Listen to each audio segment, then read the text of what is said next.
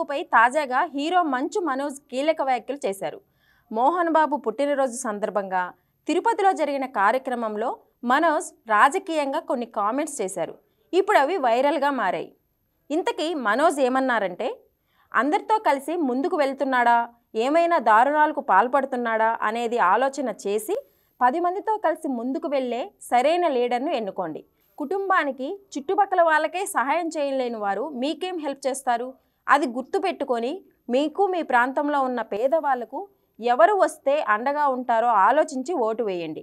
డబ్బులు ఇచ్చారని వేయొద్దు. మీకు నచ్చిన వాళ్ళను ఎన్నుకోండి అని మనోజ్ అన్నారు. ఇప్పుడు మనోజ్ అన్న ఆ వ్యాఖ్యల వీడియో బాగా వైరల్ అవుతుంది. అందరూ కలిసి ఉంటేనే దేశం బలంగా ఉంటుందని, అయితే ఈ మధ్య మనుషుల మధ్య దూరం పెరుగుతోందని చెప్పారు మనోజ్. మనుషుల్ని ఎప్పుడూ విభజించి పాలించకూడదు అంటూ ఒంటరిగా కూడా విజయం సాధించవచ్చు. కానీ అలా విజయం సాధించే క్రమంలో మీకు అండగా ఉన్న వారిని మాత్రం మర్చిపోకండి అని తెలిపారు మనోజ్.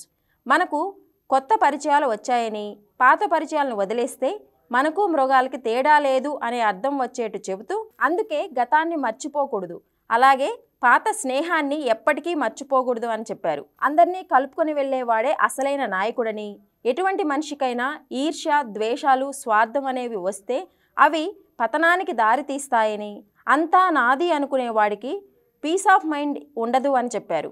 ఓటును డబ్బుకు అమ్ముకోకండి. మీరు ఓటు వేసేది మంచి నాయకుడికా కాదా పరిశీలించి ఓటు వేయండి అని చెప్పారు మంచు మనోజ్.